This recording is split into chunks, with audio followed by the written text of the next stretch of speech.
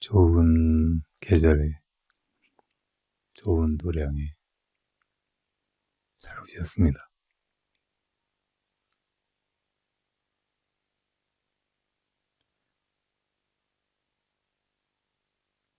옛날 어떤 제자가 온문스님께 찾아와서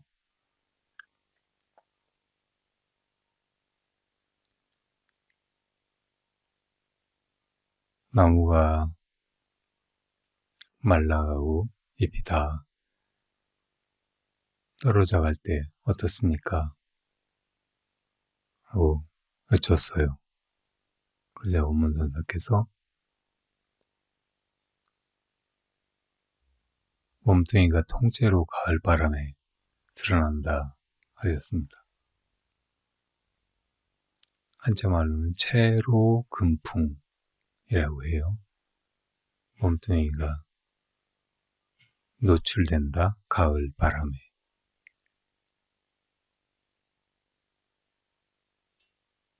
이게 무슨 뜻일까요?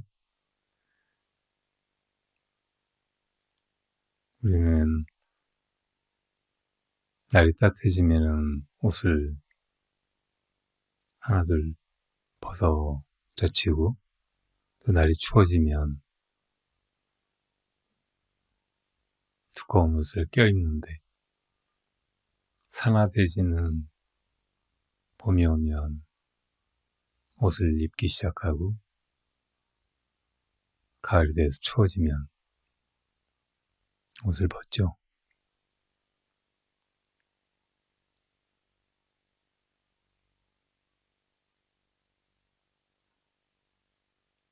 그러니까 나무가 마르고 잎이 떨어져 버린 때 어떠냐 이 말은, 자연에 빗대어서 우리 본본사를 부른 것 같이 보이죠.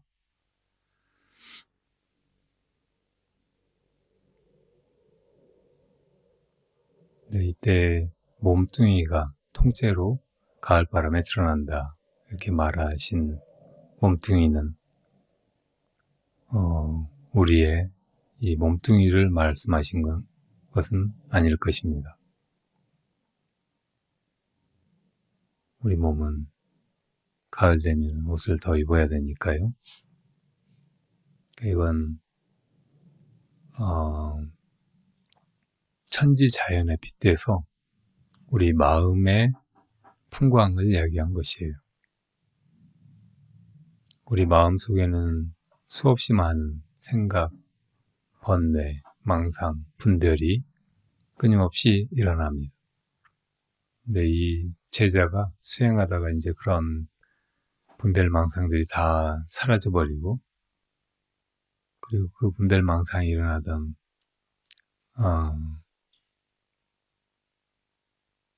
중생심도 이제 자취가 없어져 가든지 아니면 그전처럼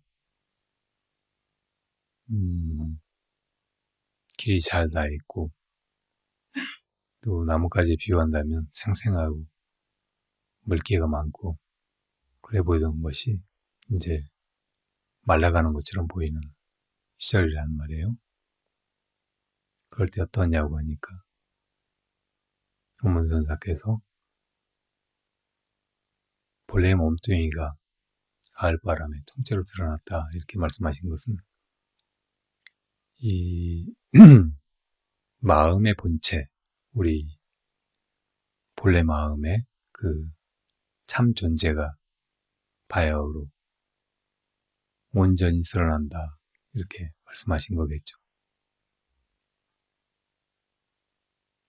여러분들은 지금 이 가을 법화도량에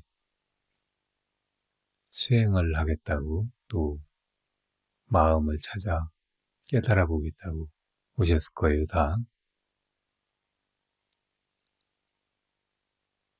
그동안 살아오면서 이것저것 힘들고 온갖 굳은 일을 겪느라 그렇게 고통스러워하고,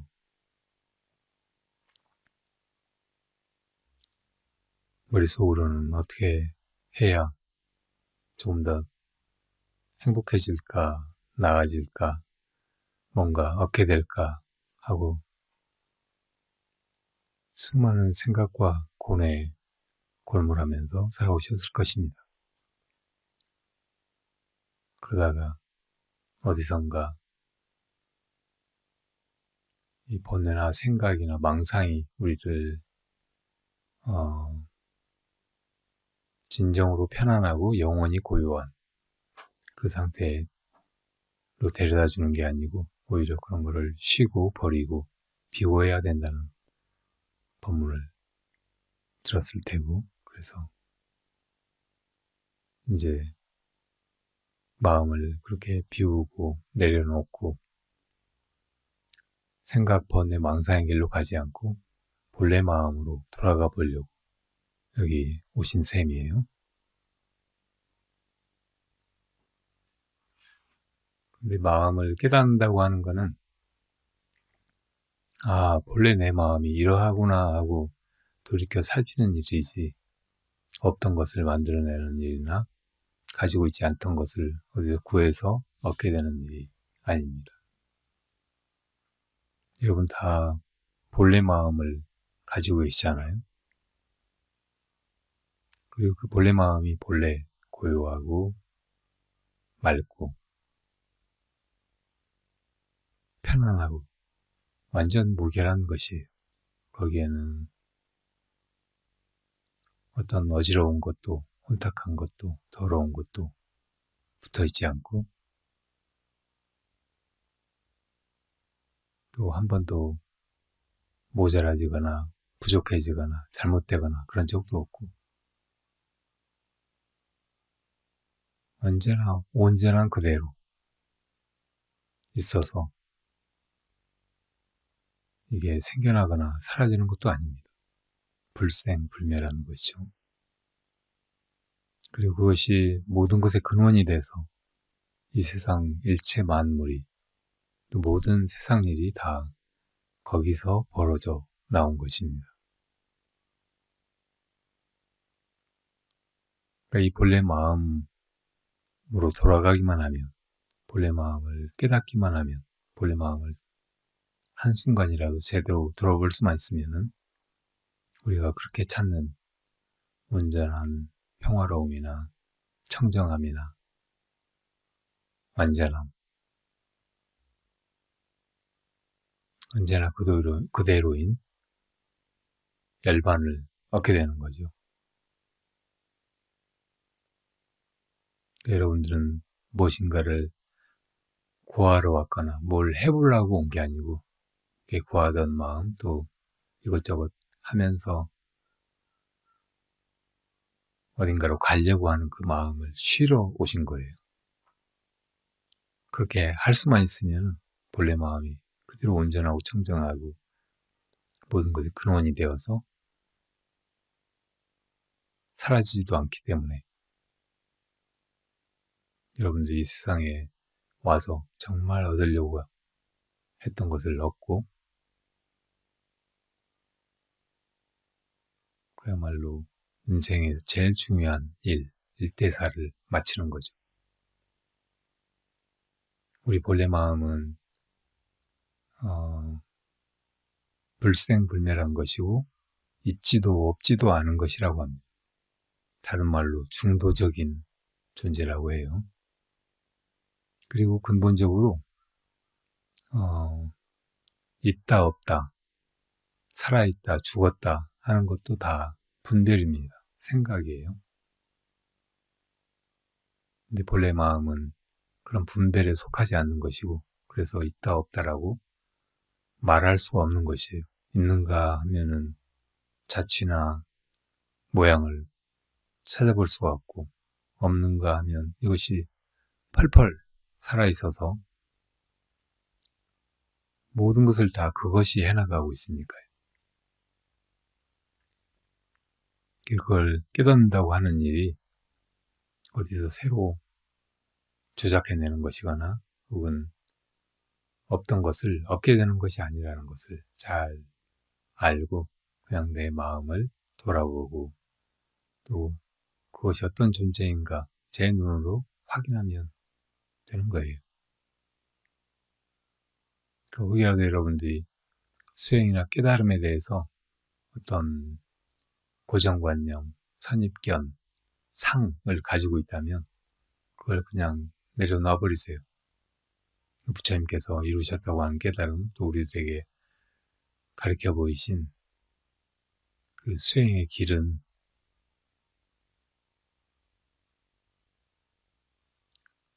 바로 이 본래 완전하고 오고 가지 않고 있지도 없지도 않은 중도의 그 마음을 그냥 스스로 보는 일, 자각하는 일일 뿐이라는 것을 바로 아시면 됩니다. 이렇게 쉽고 단순한 것인데 우리가 그것을 얼른 해보지 못하는 까닭은 그동안의 습관적인 마음씀, 업력에 이끌려서 자기도 모르게 허둥지둥 무엇인가를 구하고 방황하고 또 생각으로 이것저것을 알아보려고 하고 하던 그 마음의 오랜 성향이 얼른 끊어지지 않기 때문입니다.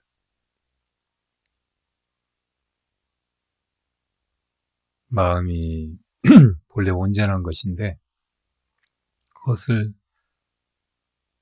돌아보는 일도 그렇게 세상에서 뭘 구하듯이 허둥지둥 뭘 찾거나 뭘 해서 얻으려고 하거나 습관적으로 그러는 거예요. 그래서 그거를 끊어내야 하고 그 습관의 힘이 무겁고 막중한 것이라면 애써 싸워서 그것을 이겨내야 합니다. 어떤 경우에는 그 일이 너무 힘들고 오래 걸리기도 해요. 근데 아주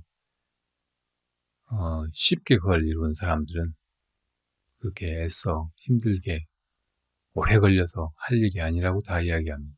이건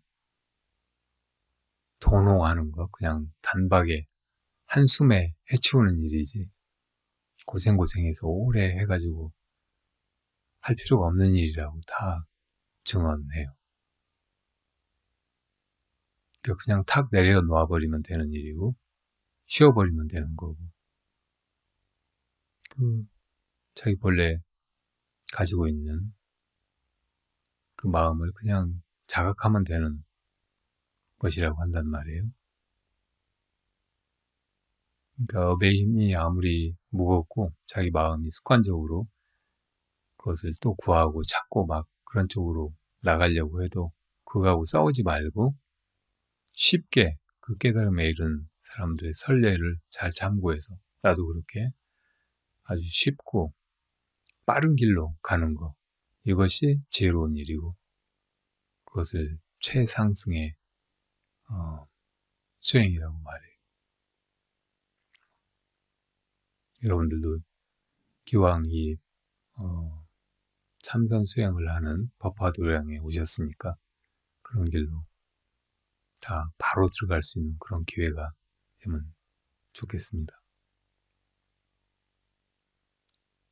자기 마음을 바로 보지 못하게 막는 그런 장애가 아까는 업이라고 말씀드렸는데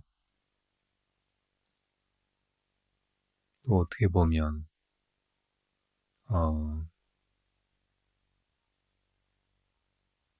오래 묵은 자기 마음속의 착각 때문이기도 해요. 그 착각이 뭐냐?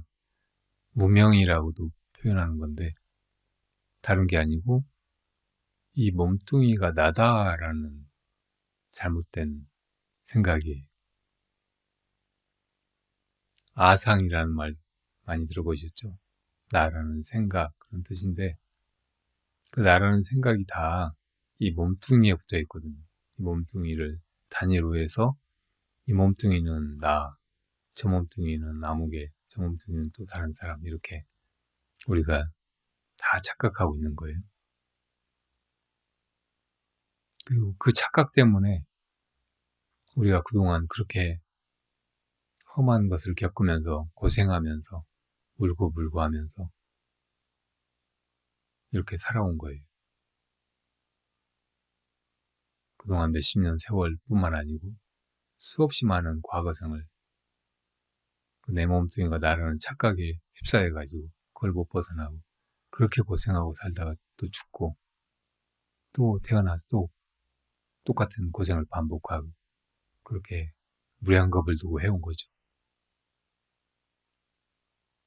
그러니까 있지도 없지도 않은 이 마음을 바로 깨달으려고 하는 사람은 먼저 이 아상을 버려야 되는데 아상이 그게 뭔가 이렇게 들여다보면 나라는 생각이에요. 근데 이 나라는 생각도 버리기가 너무 힘들어요. 거기에 너무 오래 집착해 왔고 그렇게 속아서 그렇게 오랫동안 고생을 해왔으니까 생각해보면 너무 억울하고 원통한데 그걸 또 빨리 벗어던지질 못하는 거예요. 그걸 조금 더 구체적으로 이 몸뚱이를 두고 나라고 해왔으니까 이 몸뚱이를 버린다 이렇게 생각하면 더 쉬워요. 그러니까 이 몸뚱이가 나라고 생각하는 것을 쉬어버리면 돼요. 잘 돌아보고서 이 몸뚱이가 과연 나인가? 이건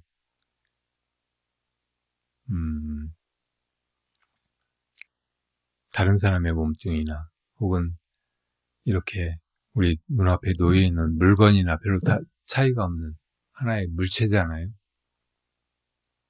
그게 엄마 뱃속에서 어떻게 생겨나가지고 태어나서 음식을 먹고 숨을 쉬고 움직이면서 이렇게 살아왔을 뿐이지. 그래서 지금 이런 모양을 가지고 있고 이런 어떤 덩어리를 가진 물체처럼 보이는 것이지. 이게 처음부터 나가 아니었고 잘 따지고 보면 지금도 나가 아니라. 이걸 나라고 생각하면서 우리가 그동안 고생 해왔던 걸 또 한번 생각해봐요. 이거 지키려고, 이걸 위한다고. 이게 죽으면 어쩌나, 어디가 탈이 나면 어쩌나, 다치면 어쩌나, 한 부분이 떨어져 나가면 어쩌나, 또 늙어가면 어쩌나, 못생겨지면 어쩌나.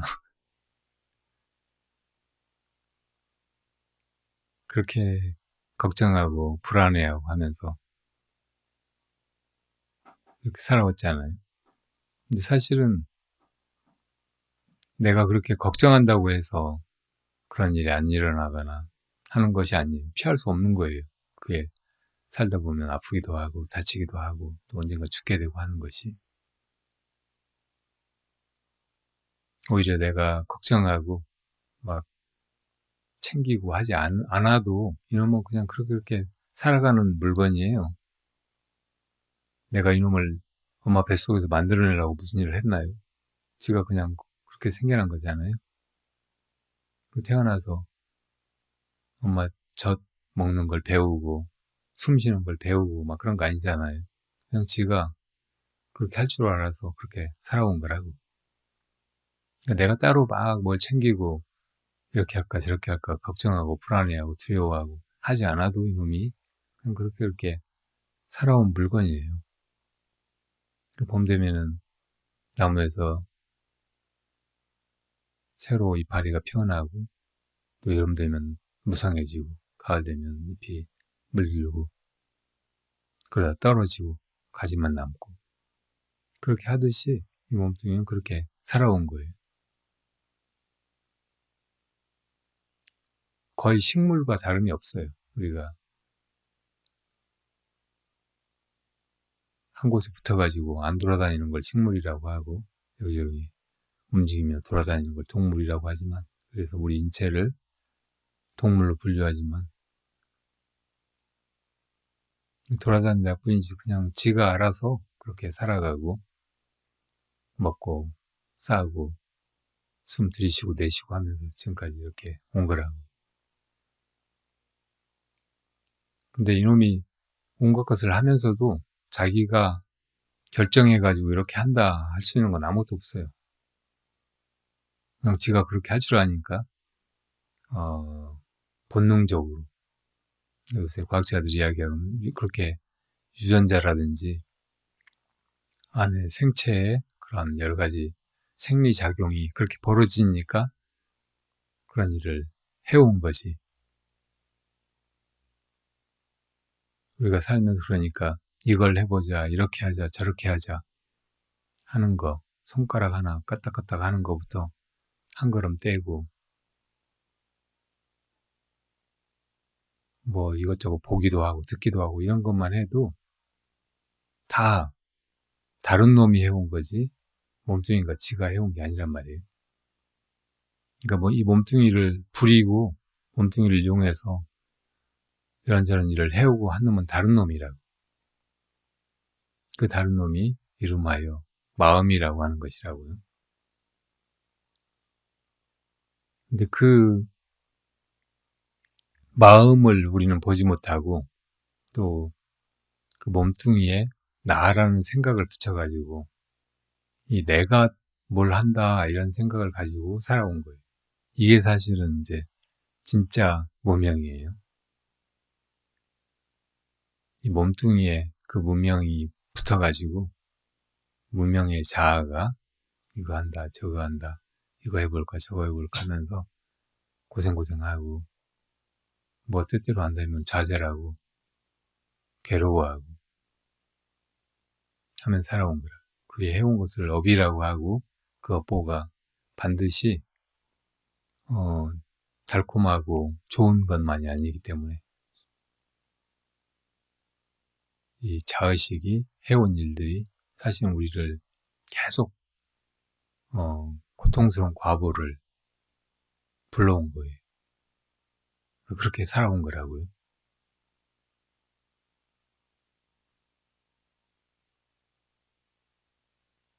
그러니까 문제는 근본적으로는 그 자의식의 몸뚱이에는 별로 문제도 없어요. 책임도 없고. 이놈은 그냥 그렇게 식물처럼 생로병사 할 뿐이라고. 이게 아무 문제도 없어요. 근데 이 자아라고 하는 놈이 이 몸뚱이를 나라고 착각하면서 그놈이 이것저것 한다고 또 착각하고 그러면서 끊임없이 즐거움을 추구하고 괴로움을 멀리하려고 하면서 아둥바둥 이렇게 해온 거죠.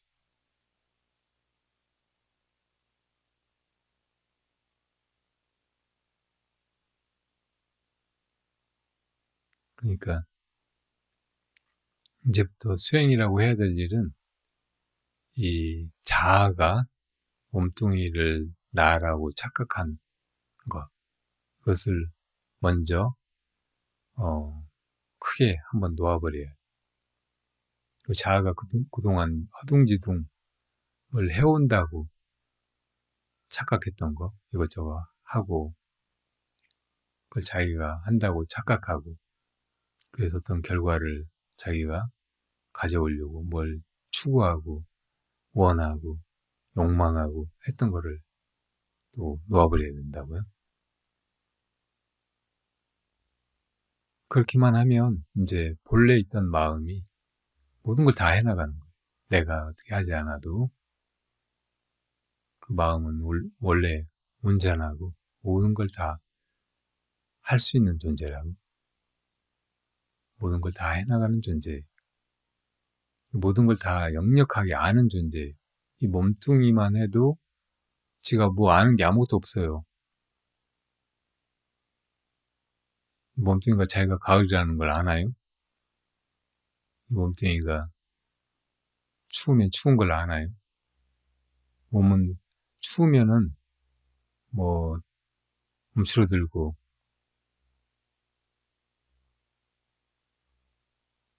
닭살이 돋고 막 그럴지 모르지만 몸뚱이가 그걸 모른단 말이에요.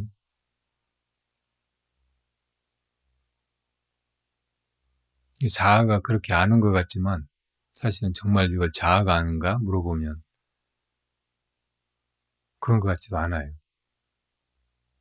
자아는 자기가 안다고 착각하면서 또 수많은 것들은 모른다고 생각을 하게 된다. 그런 그 무지의 느낌 이런 게 갑갑하고 불안하게 만들고 하죠. 그러니까 그 자아까지 통째로 놓아버려야 되는데 그렇게 하는 것이 어려우니까 그냥 이 몸뚱이가 나가 아니라는 것을 잘 꿰뚫어보고 그리고 그 다음에 이 모든 것을 무엇이 하고 있는가 이렇게 물어보는 것이 제일 쉬운 방법이에요. 이 몸뚱이에 대한 집착을 놓아버리고 또 자아를 놓아버리고 뭘 막 걱정하거나 그 전에 업대로 막 이것저것 해서 뭘 구하는 마음을 다 쉬어버리는 거예요. 이게 복잡하고 잘 안 될 것 같지만 먼저 몸뚱이가 나가 아니라는 걸 꿰뚫어보고 그 다음에 내가 정말 이것을 하고 있는가 아니면 다른 무엇이 하고 있는가 이렇게 물을 수만 있으면 돼. 내가 하고 있다는 것은 착각이니까 그것을 계속해가지 말고 정말 이걸 무엇이 하고 있는가 이렇게만 물으면 된단 말이에요. 그걸 우리가 삼가에서 많이 쓰는 화두 이 뭐고라고 하지 무엇이 이렇게 하고 있는가 이걸 묻는 거예요. 그렇게만 물으면 그 속에 이제 이 몸뚱이가 나가 아니라는 거 그리고 내가 이것저것 하는 존재가 아니라는 거 내가 걱정하고 뭘 구하고 할 필요가 없다는 거 이런 것이 다 그냥 그 속에서 저절로 이루어지는 거예요. 그게 분명해지면은 이제 한 가지 일만 하게 된다고. 무엇이 이렇게 하는가? 묻게만 되는 거예요. 어느 순간에나 무엇이 이걸 하고 있을까? 이게 보면 뭔가 일이 이루어지고 있잖아요. 그리고 그냥 그게 막연히 어떤 객관적인 세계가 이렇게 벌어져 가고 있는 게 아니고 무엇인가 주체적으로 그거를 보고 있거나 경험하고 있거나 그런 일을 해가고 있단 말이에요. 근데 그것이 나라고 단정 짓지 말고 무엇이 정말 이걸 하고 있는가 그렇게 묻기만 하라는 거예요. 그것만 하면 이제 세상에 아무것도 더 할 일도 없고 걱정할 것도 없고 따로 챙길 것도 없고 불안해하거나 힘들어하거나 괴로워할 것도 없게 되는 거예요. 이게 최상승의 선입니다. 정말 그렇게 해나가서 부처님이 이루신 그리고 수없이 많은 불제자들이 이미 이룬 그 깨달음을 나도 빨리 이루어야 돼요. 이미 이루어져 있는 것이지만 자기 마음속에 무명이 남아있고 또 업습이 남아있고 또 이 아상이 남아있는 한은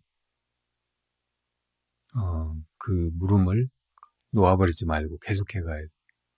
이미 조금 깨달았다고 해도 분명치 않으면 할 일은 무엇이 이렇게 가는가 하고 묻는 것 뿐이라고요. 그렇게만 하면 저절로 그 깨달음이 조금 미진하거나 불분명했더라도 그게 온전해진다는 말씀이에요.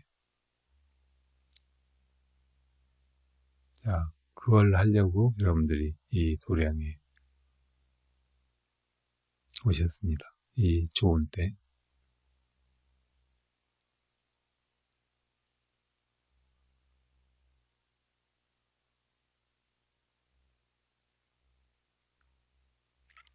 부처님께서는 깨달음을 이루시고 나서 중생들이 다 이미 부처님이 깨달으신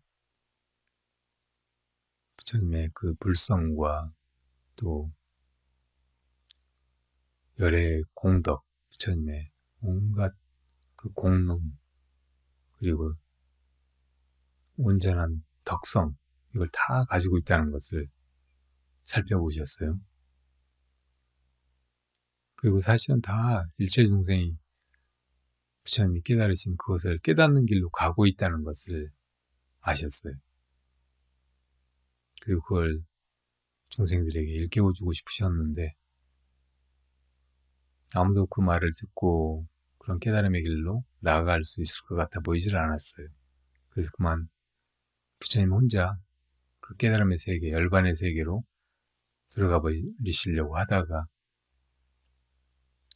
부처님의 그 깨달음을 보고 있던 범천왕이 내려와서 이 세상의 중생들을 불쌍히 여기셔서 부디 법을 살려주십사고 간청하니까 부처님이 어떻게 이 중생들을 깨울까 하시고 그렇게 궁리하시다가 중생의 근기에 따라서 소승, 대승, 일불승의 차례로 법을 설하기로 하셨어요. 먼저 이 고통스러운 세계에서 벗어날 줄을 모르고 이 속에서 너무 하잘것없는 욕락을 쫓아서 살아가는 중생들에게 그 욕망을 여의고 고통이 없는 열반의 세계로 갈 수 있다고 소승법을 가르치셨죠. 그리고 그 소승법을 어느 정도 이해한 제자들이 생기니까 그 소승의 가르침을 통해서 이룬 자기의 열반은 온전한 열반이 아니다. 다른 중생들도 다 함께 그 열반에 이르러야 그것이 부처님이 이룬 열반이다. 그 길로 가야 한다 하고 대승법을 설하셨죠. 부처님이 이제 마지막에 정말로 설하시고자 했던 가르침은 일승, 일불승의 가르침이었습니다. 그 가르침이 나타난 경전은 법화경이죠. 그 법화경에 와서는 그동안 소승, 대승을 설했던 것은 이 일불승의 가르침을 감당할 수 없는 그 근기의 중생들을 위해서 방편으로 설하신 것이라고 하셨어요. 그러면 일승의 가르침은 뭐냐? 부처님이 처음에 깨달음을 얻으신 순간에 그렇게 여실하게 간파하신 대로 일체 중생이 다 이미 부처님의 그 성품을 가지고 있고 공덕을 가지고 있고 그리고 성불의 길로 나아가고 있다는 것이에요. 우리가 아무 이유도 없이 어쩌다가 이 생사 속에 던져져서 이런 고생을 하고 있는 게 아니고 사실은 이 고생길일 뿐인 아무 의미도 없어 보이는 이 생사 속에서 사실은 자기 마음 깨닫는 그 길로 가고 있다는 거예요. 그리고 그 마음은 아무것도 하는 바 없이 모든 것을 다 해가고 찾아보면 흔적도 없고 진짜 없는 것 같은데 모든 걸 다 있는 그대로 여실하게 비추어 아는 그런 존재라는 거예요. 그리고 그건 완전 무결한 것이고 중간에 없어지거나 또 이지러지거나 하는 것이 아니라는 것이에요. 부처님이 이제 그 법화경의 가르침이 바로 그렇게 이 존재의 의미와 목적 그리고 우리가 이렇게 생로병사를 반복하면서 이 세상에 오고 가는 목적 이걸 다 꿰뚫어서 설파하신 거죠. 이 법화도량은 그런 부처님의 가장 높은 일불승의 가르침을 우리가 배워서 온전히 믿고 그걸 실천해 가자.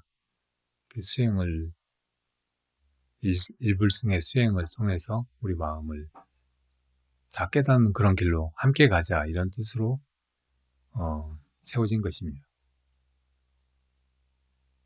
부처님께서 그 법화경 일불승의 가르침을 설하시고 난 다음에는 진짜 부처님이 깨달으신 것을 말씀으로가 아니고 그냥 있는 그대로 드러내신 일이 있어서요. 부처님의 깨달음을 있는 그대로 드러낸 것을 선이라고 해요. 원래 선이라는 말은 선정을 닦는 것을 말해요. 그러니까 우리 본래 마음이 고요하잖아요. 어지러운 번뇌라든지 혼란함 이런 것이 하나도 없어요. 그런데 우리 중생의 마음을 돌아보면 온갖 생각이나 걱정, 근심, 불안 이런 걸로 항상 어지럽고 얼룩져 보이잖아요. 편안하지가 않고 고요하지가 않잖아요. 그래서 이제 그 마음을 고요하게 하는 걸 선을 닦는다 이렇게 말한다고요. 근데 이 선도 소승의 선이 있고 대승의 선이 있고 또 일승의 선도 있겠지만 가장 높은 선, 최상승의 선, 이것은 부처님이 깨달으신 그것을 나도 지금 단박에 깨닫는 것이라고. 그리고 그걸 부처님이 깨닫도록 드러내 보인 최초의 가르침이 연꽃으로 보이신 거예요. 부처님이 법화경 설하신 도량을 영산회상이라고 하는데, 영축산에 그 회상에서 법상에 올라가셔서 어느 날은 가만히 앉아만 계셨어요. 그 사람들은 다 왜 오늘 부처님이 법상에 올라가셔서 법을 설하시지 않고 묵연하실까 의아해하는데, 천상의 신들이 항상 부처님께서 법을 설하시고 법좌에 앉으시면 와서 다 경청을 하고 법을 받들고 또 외워하고 하잖아요. 그 신들이 보니까 오늘 비로소 참 부처님이 드러나고 부처님의 참 법이 드러나고 한 것을 알아본 거예요. 진리는 본래 있는 거예요. 본래 있는 그대로가 진리라고. 근데 그걸 이것이다 저것이다 이것이 여기 있다 어쩌고저쩌고 말로 하는 거, 이건 다 거기에 대한 묘사이고 언설이고 문자지 있는 그대로 진리가 아니잖아요. 그러니까 부처님의 말씀이라고 해도 이게 다 사람의 중생의 말과 다름없이 있는 그대로 법이 아니고 법에 대해서 설하신 것일 뿐이에요. 그러니까 법화경의 말씀까지가 다 언어 문자고 그리고 분별에 불과하다고도 말할 수 있는 거예요. 그래서 그걸 떠나가지고 부처님이 이제 가만히 계시니까 이게 바로 부처님이잖아요. 이게 바로 부처님의 참 존재라고. 부처님의 마음이라고, 본래 마음. 고요하고 아무 어지러움이나 불편함이 없는 그 열반의 마음이죠. 그걸 신들이 보고 이제 너무 환희로워서 꽃비를 내렸어요. 찬탄하려고. 그러니까 허공에서 꽃비가 떨어져 내리니까. 그런데 이 사바세계 중생들, 부처님의 제자들은 깨달은 제자들까지도, 그러니까 소승법이나 대승법을 깨달은 제자들까지도 왜 부처님 오늘은 법좌에 앉으셔서 이렇게 아무 말씀이 없으실까 어리둥절해야 하고 있단 말이에요. 그러니까 그 중생들에게 그 하늘에서 내려오는 연꽃 한 송이를 잡아서 이렇게 보여주셨다고, 들어 보이셨다고요. 이 속에 들어있는 거예요. 진짜 부처님이 설하시고자 하는 그것이. 그러니까 열반 묘심, 언제나 고요하고 편안하고 번뇌나 망상, 근심, 걱정, 두려움이 없는 그 마음, 그게 거기 들어있고 그대로가 그 마음이란 말이에요. 근데 대부분의 중생들은 부처님이 그러시니까 더 어리둥절했어요. 왜 저러실까? 저게 무슨 뜻일까? 왜 갑자기 연꽃을 들어서 우리들한테 보여주실까? 이게 무슨 뜻일까? 그러고 있는데 그 중에 마하가섭이라고 하는 한 제자만 부처님이 지금 뭘 보여주시는 건지, 왜 저렇게 해보이시는지 깨달은 거예요. 그렇게 깨닫는 순간 미소를 지으니까 부처님께서 지금 마하가섭이 열의 열반 묘심 정법 안장을 깨달았다 이렇게 선언하셨죠. 그 전에 소승의 열반, 대승의 열반 부처님이 다 설하셨던 거잖아요. 근데 진짜 열의 열반, 부처님이 이룬 열반, 그 미묘한, 불가사의한, 너무나 고요하고 편안하고 완전 무결한 그 마음, 이것을 마하가섭이 얻었다고 하신 거예요. 사실 우리 마음 본래 고요하다고 했잖아요. 막 어지럽고 혼란스럽고 번뇌망상이 찌들어 있는 게 아니고 우리 본래 마음은 원래 깨끗하고 참으로 고요하고 맑고 편안한 거예요. 근데 다 그 마음을 모르고 어지럽게 온갖 생각을 하고 또 부처님 연구 들어보시니까 왜 저러실까 하고 의아해하고 그러는데 마가서는 부처님 이걸 내보시는 거구나. 이걸 가르쳐 보신 거구나. 저대로가 바로 그 부처님의 마음이로구나 하고 깨달아 버린 거잖아요. 그래서 열의 열반묘심을 지금 마가서 얻었다 하신 거고 또 정법안장이란 부처님의 법은 다 열반에 이르는 길이에요. 소승법도 어쨌든 자기 열반, 소승의 열반에 이르는 길을 보여주신 거예요. 그러니까 무슨 사상이나 이론, 뭐 도구마 이런 걸 가르친 게 아니고 열반에 이르는 길을 보여주신 거예요. 그 길로 가면 다 열반에 도달하게 된다고. 그걸 정법이라고 해요. 그 정법은 자기가 부처님이 일러주신 그 길로 나아가서 자기 눈으로 확인하면 되는 거예요. 다 눈 가지고 있다고 본래 자기 눈을. 근데 우리는 마치 눈을 가지고도 떠서 보지 못하는 장님처럼 그걸 쓸 줄을 몰라요. 그래서 그 눈이 마치 감추어진 것 같아서 안장이라고 한다고. 눈 안자, 감출 장자. 근데 그 정법을 바로 볼 수 있는 그 감추어진 눈을 더구나 부처님의 불안을, 부처님의 눈을 지금 마가섭이 떴다. 그 정법원장을 얻었다라고 인정하신 거예요. 그러면서 부처님이 입으시던 가사 한 벌, 그리고 쓰시던 바루 한 벌을 마가섭에게 부축하셨어요. 그게 이제 선의 시작이고 역사입니다. 수없이 많은 마가섭과 같은 깨달은 제자들이 잇따라 출현했고, 이 불교 역사는 그런 깨달음의 역사이고, 부처님의 그 열반묘심 정법안장이 참 법이 이렇게 등불처럼 전해져 온 거예요. 여기 초가 타고 있는데 그 등불을 다른 초에 옮겨 붙이면 불이 전해지잖아요. 이렇게 전해지고 해서 지금까지 전해지고 있어요. 우리도 빨리 그 법등을 전해받아야죠. 마가섭이 그랬듯이 열애의 열반묘심 정법안장을 우리도 얻어야 합니다. 새로 얻는 게 아니고 우리 안에 본래 마음이 그렇게 본래 고요하고 편안하고 온전하다는 것을 돌아보고 또 그 눈을 떠서 모든 걸 다 있는 그대로 여실하게 비추어서 법을 드러내고 또 중생을 제도하고 그렇게 해야죠.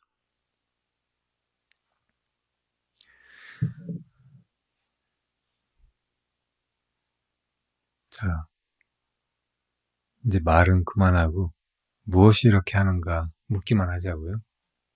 여러분들이 이 수련회에 2박 3일 머물지만 이것이 온전하게 여러분들의 본래 마음, 본래 고요하고 편안하고 완전한 그 마음을 깨닫는 그런 계기가 되면 더 이상 바랄 것이 없겠습니다. 여러분 모두가 다 그렇게 할 수 있고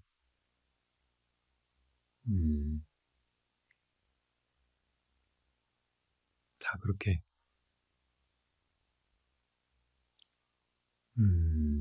그 길에서 훨씬 나아지고 껍질이 벗겨져 나가고 여러분들의 본래 마음이 온전하게 드러나게 되기를 빌어요. 아까 문문선사가 말씀하신 대로 본래 망상이나 저 어지러운 잎들이 다 져버리고 마음의 본체, 이 존재의 그 몸뚱이가 통째로 드러나게 되기를 바랍니다.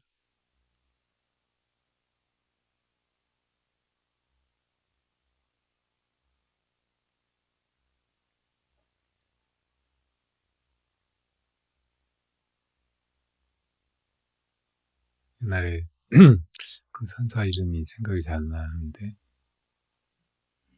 웅거 도응인가 하는 선사가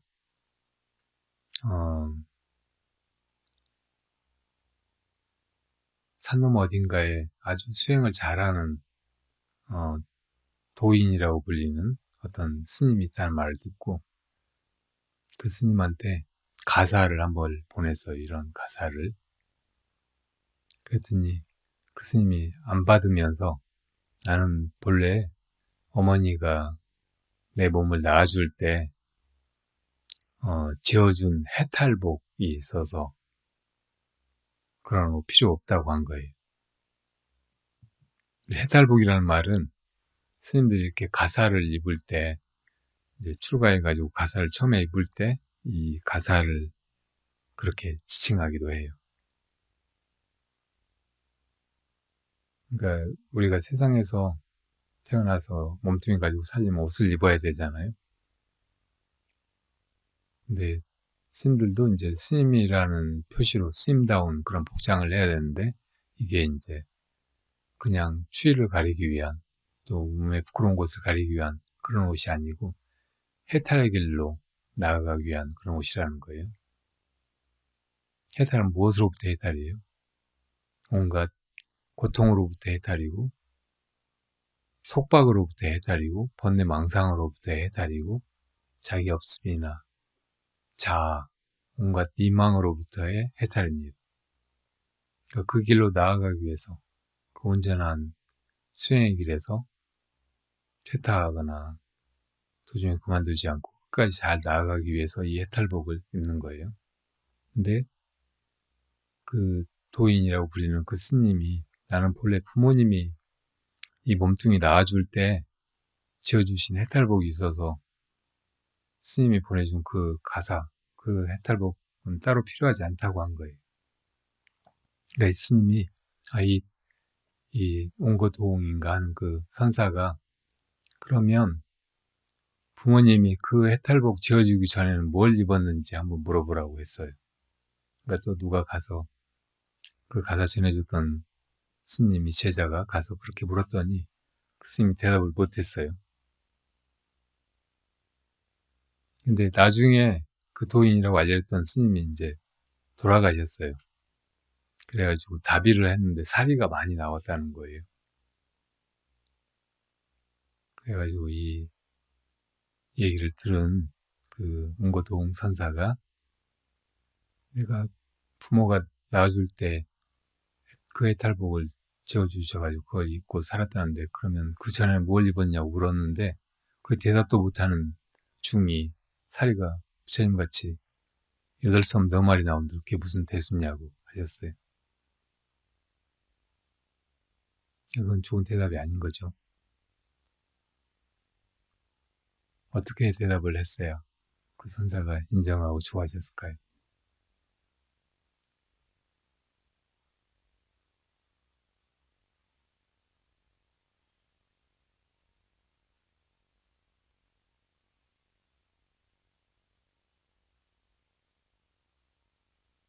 여름에는 삼베옷을 입고 겨울에는 솜옷을 입죠.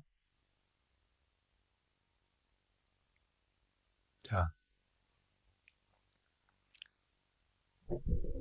열심히 화두를 드세요. 무엇이 이렇게 하는가 이렇게 항상 참고하고 그리고 이제 이번 수련회 처음 오신 분들은 독참이라고 하는 걸 해볼 텐데 독참 시간은 여러분들이 뭔가 생각이나 분별을 떠나서 본래 마음을 깨닫게 하는 그런 질문을 제가 던질 거예요. 그거 막 너무 어렵고 대단한 거, 신기할 것이라고 생각하지 마세요.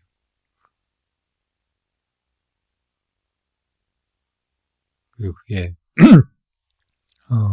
불분명하면 또 다른 식으로 물어보면 또 막히고 또 막히고 그럴 테니까 앞으로 여러분들이 수련회 오면 계속 그렇게 독참을 해나가면 좋아요.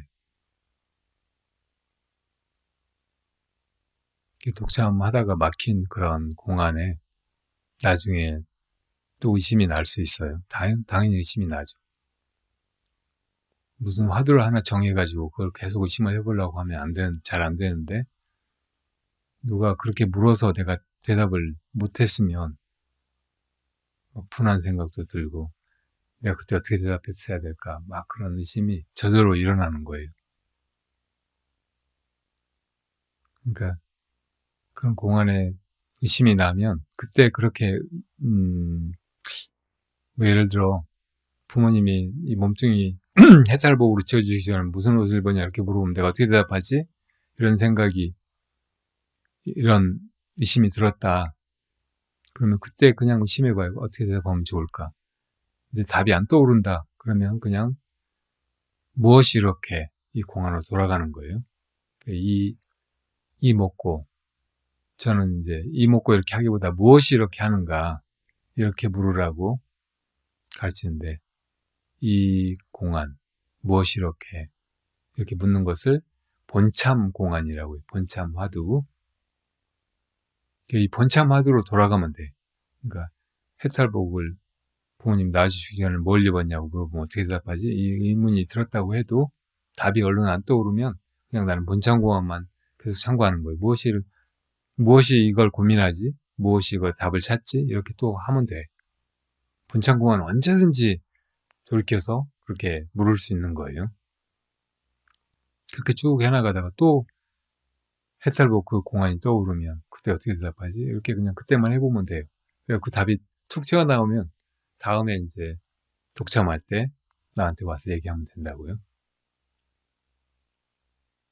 그러니까 무엇이 이렇게 하고 있는가 이렇게 묻는 건 본참 공안이고 그리고 독참하다가 스님이 물었던 거 대답 못했던 거 이거는 그때그때 떠오르면 한번 이렇게 돌이켜서 의심해보면 돼요. 답이 안 떠오르면 그냥 본창공화로 돌아가서 해간단 말이에요. 잘 아시겠죠? 여러분들이 이제 2박 3일 동안 해야 될 일은 그것뿐이라고 생각하고 나머지는 다 놓아버려요. 세상에서는 이것저것 챙기지 않으면 못 살 것 같잖아요. 근데 여러분들이 이 수행하는 대중에 들어오기만 하면 안 챙겨도 돼요. 다 저절로 되어가거든요. 때 되면 깨워주고, 때 되면 먹여주고, 때 되면 일도 시켜주고, 다 할 거예요. 그러니까 그런 거 따로 걱정하지 말고, 그리고 거기에 대해서 분별을 하지 마요. 이건 좋다, 이건 싫다, 왜 더 맛있는 거 해주지, 이런 걸 음식이라고 해주나, 이렇게 분별하지 말고, 그냥 그거 먹어도 충분히 살 수 있고, 내 수행하는 데는 아무런 장애가 없으니까, 그런 거 그냥 놔두고, 나는 무엇이 이렇게 가는가 하고 묻기만 하라는 말이에요. 이게 깊어지면은 보다가 무엇이 이렇게 보고 있는가, 듣다가 무엇이 이렇게 듣고 있는가, 생각하다 무엇이 이렇게 생각하고 있는가, 앉을 때 무엇이 이렇게 앉아 있는가, 일어날 때 무엇이 이렇게 일어나는가, 이렇게 어지럽게 하는 게 아니고 나중에는 무엇이 이렇게 묻고 있는가 이렇게만 될 거예요. 무엇이 이렇게 하고 묻고 있는가 이렇게 돼버린다고요. 그러면 이제 내가 뭐 하고 있는지도 몰라요. 심지어는 내가 이렇게 살아있다는 것도 몰라요. 내가 있는지 없는지도 몰라요. 아까 내 몸뚱이를 놓아버리고 또 나의 자의식을 놓아버리고 뭐 업습을 놓아버리고 번뇌망상을 놓아버리고 막 복잡하게 얘기했잖아요. 그런 게 그냥 다 돼버리는 거예요. 무엇이 이렇게 묻고 있는가, 무엇이 이렇게 묻고 있는가 하고 묻고 있는가 이렇게 계속 된단 말이에요.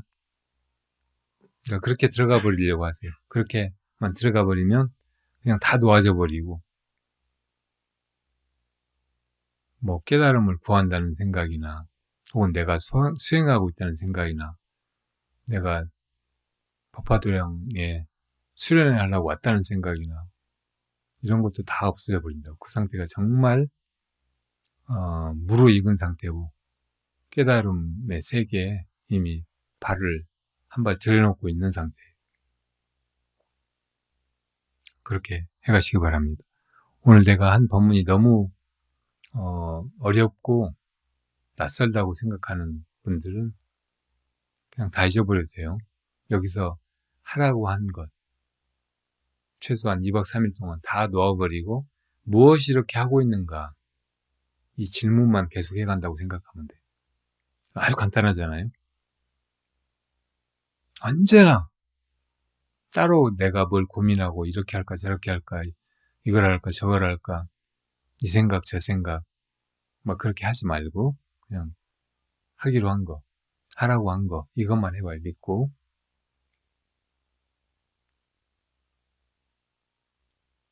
그러면 지금까지 여러분들이 이렇게 살아왔던 시간과 완전히 다른 여러분들이 지금까지 끌고 왔던 이 마음 상태와는 완전히 다른 걸 여러분들이 바로 느끼게 될 거예요. 이 말에 대한 믿음이 아주 분명하고 실제로 그렇게 해보기만 하면 스스로 다 확인하게 될 것입니다.